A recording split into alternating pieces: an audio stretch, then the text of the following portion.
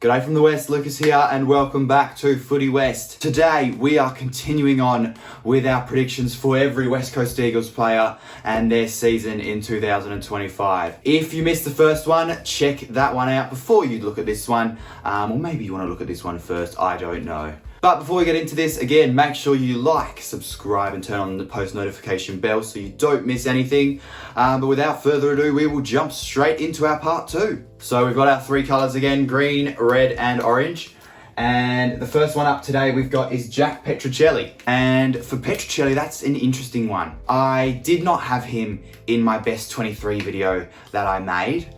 I'm not sure if he is best 23. In our intra-club match, I think he kicked about 4 goals and he looked really good in that. So I think at some point this year, he will probably get into the side, and I do think he has the ability to perform quite well if he makes it. So based off that alone and based off his pre-season, I'm going to go with an orange grade, but I'm going to go with above average. I'm going to give him about a 6.5. I just think if he's given the opportunity, I reckon he'll make the most of it. He's got good speed as well. And then we move to number 22, Archer Reed. And I think if he cracks into this side, he is primed for a pretty big season. Obviously an up and coming forward. Him and Jack Williams, I think, are in for a big year if they can get into the side. Obviously we have Jake Waterman and Oscar Allen, and they will, you would think, be locks for the entire year. But if we need to play a third tall or even 4 talls, if Andrew McQualter decides to go down that road, I don't think he will, but maybe a third tall, it'll definitely be between Archer Reed and Jack Williams. So again, I've got orange again for Archer Reed. The big question is, will he be able to crack in? I think he should crack in, and if he does, he will perform well. So he's a bit similar to Jack Petrocelli in that respect, in the fact that I'm not sure if he starts, but if he does get a go, I think he'll make the most of it. I'll give him the same as Jack Petrocelli. I'm going to give him a 6.5. Now we move to Ryan Marrick. Ryan Marrick is one of my most favourite players in this entire team. I think he has so much potential to still be unlocked. I think he's right at home in the back line, and I think that's where he will flourish best. Similar to Ruben Jinbi, I think he was played a bit out of position, just like him. And I think now that they've both found their homes in the back line, we're starting to get some backline depth, and it's looking really promising for these young guys coming through for the defensive stocks. So I think he should definitely start in this side. If he doesn't, it is criminal. And I think he's primed for a big year. Saying that, I'm going to give him a 7.5. I'm predicting a good year for Ryan Marrick. And then we go Harvey Johnston. Now I had him in my starting best 23, and I do think he's capable of best 23, but I made that video before I watched the intra-club and the match simulation against Richmond, and there may be a couple others who have just surpassed him a little bit. Don't get me wrong, he should play in this side, and I expect he will play in this side for periods this year, but maybe there's some others that are ahead of him. Nevertheless, I do think he will get a run, and I think he'll make the most of his opportunity. And I think as we get through this video, there are a lot of guys who are in a similar boat to Jack Petrocelli and to Archer Reed, who may not be in the side to begin with, but if they get a run, they would make the most of it. So similarly to Archer Reed and Jack Petrocelli, I'm going to give Harvey Johnston a 6.5. We go Matthew Flynn now, and this is where I have some concerns. Our ruck depth is not great. Bailey Williams has been a solid contributor for what he's done with the ruck in the last couple of years. He's been quite undermanned in most matches, and he's put together some good efforts considering he is undermanned. But we brought in Matthew Flynn thinking it would solve this problem, and I'm not sure if it has. I'm not sure if he'll be able to stay fit. I don't know what his best is. His best is probably a high B grade ruckman, I think. Now I've got the red in my hand. I might give him an orange. I just don't know how much he will get on the park this year. I'm gonna go with a 4.5. He just scrapes in an orange. I'm gonna go with a 4.5. I have some real concerns about our ruck depth. That's probably one of the only areas that I'm really concerned about going into this year. Then we get to number 26, Beau Allen, and this is exciting. I think he's a really exciting prospect. I think we did well to pick him up, and he looks very good.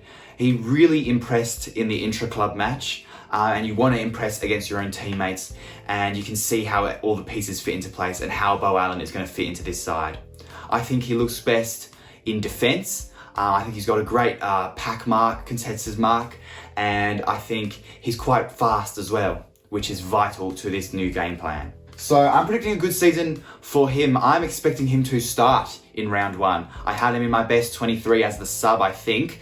So I expect him to play in round 1 nevertheless. And I'll go with a 7 out of 10. And a 7 out of 10 for a first year player in my books is not bad at all. We move to number 27, Tom Gross. And this is an interesting one as well.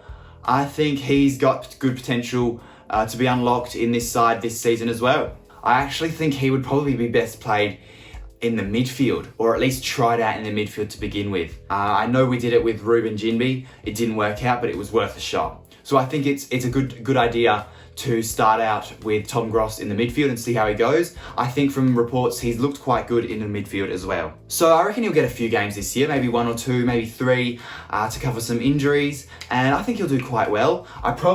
He probably won't play enough games to earn him a green prediction, but I'm going with a solid 6 out of 10, I reckon, for Tommy Gross. Now we get to our next Tom, and that is Tom Cole. And I'm going to be brutal here. He cannot play. I think we've topped up our defensive stocks, and unless he plays round 1, plays round 2, starts in this side and just pulls absolute mania out of the hat and performs to his best that we've ever seen, I think there are 6 best defenders that go past him. I really am against playing him at the moment. That could change, but at the moment I'm really against playing him. So I'm not sure if it's going to be a very good season. I'm predicting him to probably fall out of the side a bit, and by the end of the year we don't know what his situation could be. So I'm going to give him I'm predicting a 3.5 out of 10 for Tom Cole. We get to Clay Hall now, and I reckon he'll get in as well. I think that Andrew McCullough's game style is much more suited to these young guys who have worked up the endurance, worked up the speed, worked up the hand skills, worked up the foot skills. They're young, they're developing. This side is young and developing. Andrew McCullough is young and developing. So I think it all matches well, and I think all these young guys are going to get an opportunity at some stage. And I think Clay Hall can make the most of his opportunity. I think he looked really solid in the preseason hitouts so far. He looked quite at home in the couple games that he played last year. So I definitely think he can make the most of his opportunity and be a valuable asset to the side. Similar to Petruccelli, Reid and Johnston, I'll give him a 6.5. We move to this side of the board now, and Harry Barnett. Now, Harry Barnett is not probably tracking how we hoped. He's been set back a lot by injury, not potentially his fault. It's just a luckless run that he's had at the moment. And I'm not sure if he's going to be able to overcome those injuries to really truly get an extended run in the AFL side. Probably not this year, maybe in future seasons perhaps, but I really can't see him doing much in the AFL side this year. In the Waffle side, if he comes back from injury well, he could definitely make an impact there and put a case forward, but I don't see him doing too much this year in the AFL side. So I probably can't give him more than Tom Cole, so I'm gonna go probably a 3 out of 10 for Harry Barnett. But I like the guy, and I truly hope that he overcomes these injuries and makes his way in. Number 31, Luca Grego, and he was impressive as well in the intra-club match. So he's got high potential to do well in this side, and I think, again, he will crack into the side at some stage. So I'm predicting a good season for him. I think he'll get in about a 6 out of 10 season for Luca Grego this year. Bailey Williams now, and this is again another interesting one with our ruck situation. Obviously Matty Flynn as well. And a lot of people have come down harsh on Bailey Williams, but considering the stakes he was up against, the circumstances that he was in, I don't think he's performed too badly. Clearly he is nowhere near an A-grade ruckman. Potentially he can be played somewhere else and really be of value to the side. But I think it's obvious to everybody that the ruck isn't quite his position. So I'm predicting better than Matty Flynn. I think I'm going about a 5 out of 10 prediction for Bailey Williams this year. Rhett Bazzo is another guy who just can't get a run at it. and a bit unlucky with injuries. He played round 24 from memory against Geelong last year. He looked okay. He didn't look excellent. He didn't look bad. So he looked all right. And I think at the moment, with all these injury runs, I think he's just a bit of a depth option at the moment. I do think he can play AFL footy. Maybe not as a star player, but definitely a solid contributor to the side. But in saying that, I'm not sure about his body either holding up this season. I think he can definitely get some time in the waffle, but in the AFL side, I'm not too sure. I'm going to go with a 4 for Rhett Bazzo this year. And then we move to Jack Williams, number 34. I thought he looked quite good in the B side. I wouldn't say Jack Williams was necessarily noticed by a lot of people on the live stream and live at the game. But you look back and he did little things well. I think he held his own in the ruck decently. So I think that part of his game is developing okay. And he looks a more than reliable asset up forward as well. So I'm thinking Jack Williams plays quite a lot of footy this year. And I'm going to give him a solid 7 out of 10 season, I reckon. Now, Jobe Shanahan is another exciting prospect. Again, I think we picked up a really good draft haul in 2024, and Jobe Shanahan is exciting for the side. I reckon he probably won't start in the side at the beginning of the year. I think he will definitely crack in later on, and when he does, I reckon he'll perform very well, and I reckon he'll keep his spot. And that's the brilliant thing, like I've said, there is selection pressure now that our list is relatively healthy. We've got a few things here and there, but relatively healthy at the moment at least. And it's good because it creates the selection pressure on these guys. But Jobe Shanahan looks pretty good. He looks like, again, another great contested mark. And he looks like a star. He can play forward, he can play back. So we're spoilt with that for him, and he would suit well in both areas. So I'm going to go the same as Bo Allen, I think, as well, and Jack Williams. I'm giving Shanahan a 7 out of 10 season. I reckon when he gets his opportunity, he will make the most of it. Now, Locke Rawlinson and Malachi Champion, I'm not sure how much opportunity they will get in the side this year. I think they're both definitely going to play very well in our waffle side, and they will make cases towards an AFL appearance. But in terms of this video and what I'm doing, I'm looking at their AFL seasons, not their seasons in general. So I'm not sure how much AFL footy they will play. So just for that, I'll probably give them, I can't really give them more than Tom Cole if he's going to play an AFL game. So I'd probably have to go like a 2 out of 10 or something, 2.5, 3 maybe. So I've given them both a 3 out of 10, and on a whiteboard, that looks rough. That looks really rough, a 3 out of 10 season. But when you look at it closely, I just don't think they'll get into the AFL side. And for that reason, you can't rank them very highly. You probably can't rank them with a score at all if they're not making the AFL side. But I just think that they'll put forward a good case. So that's enough to get a bit of a score for them. And then Hamish Davis and Colin Livingston are probably in the same boat as well.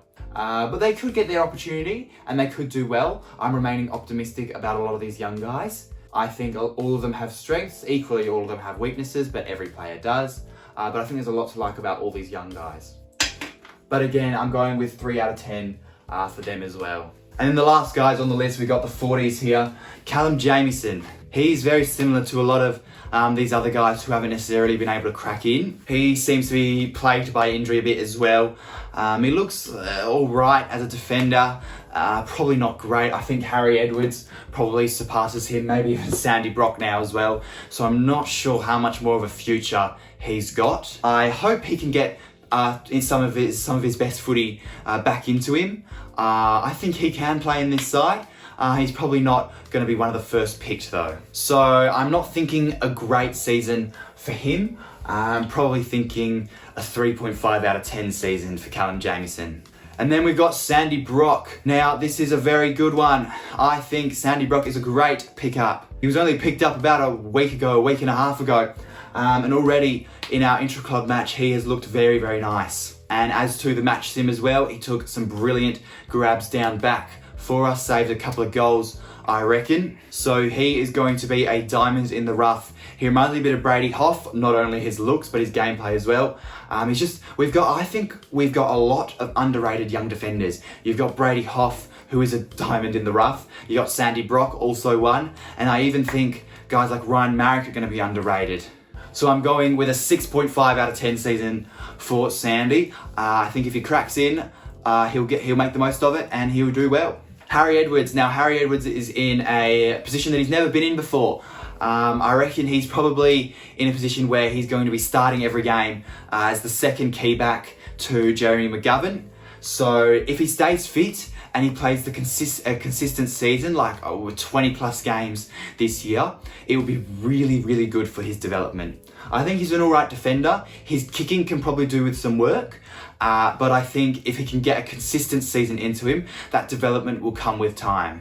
So I reckon he'll have an alright season. I do. I reckon he'll probably have about a 6 out of a 10 season, I reckon. And then our favourite, our upcoming star, Tyrell Dua. He is primed for a breakout season. I truly believe, and I have been saying this ever since I started this channel, he is going to be a star for us. He needs to start. He really does. Him and Ryan Marrick are two guys that I still deep down don't know if they will start, but they have to.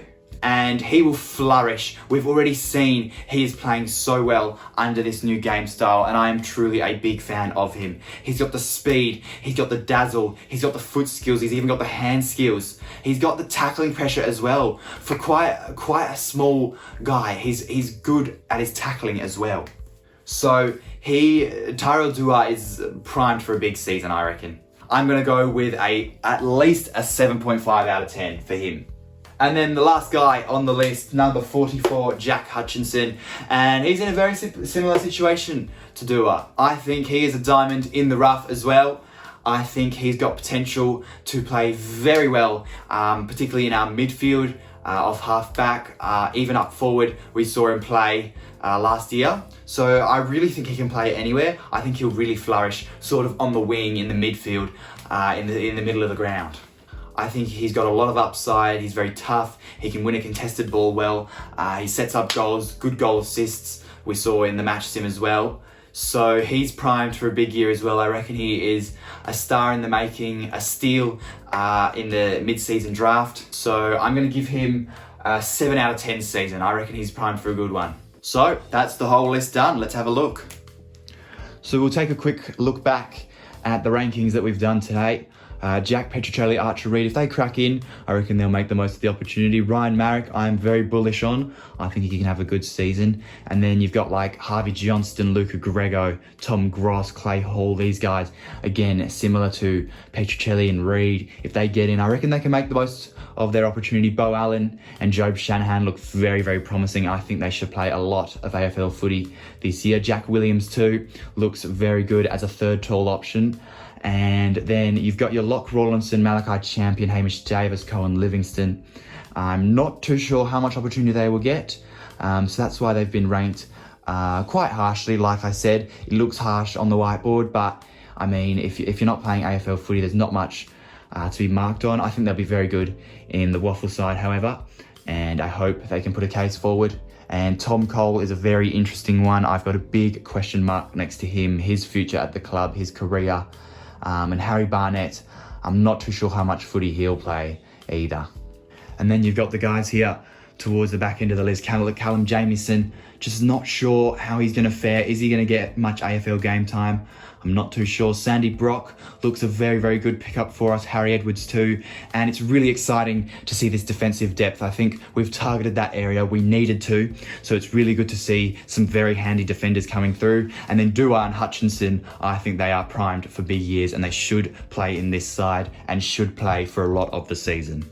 So there we go, they are my predictions for every West Coast Eagles AFL player in season 2025. We will come back to this video and also part 1 at the end of the year to see how I fared, see how the predictions went, if I got them on track, if I was completely AWOL. So let me know what you guys think. Have I done these predictions correctly? Do you think they're quite accurate? Is there anything you would change? And if you haven't looked at part 1 with the first 20 guys on the list, go check that one out as well. But thank you for checking out these predictions. I'm glad you guys are really enjoying the content. Thank you for all the support that I've had so far.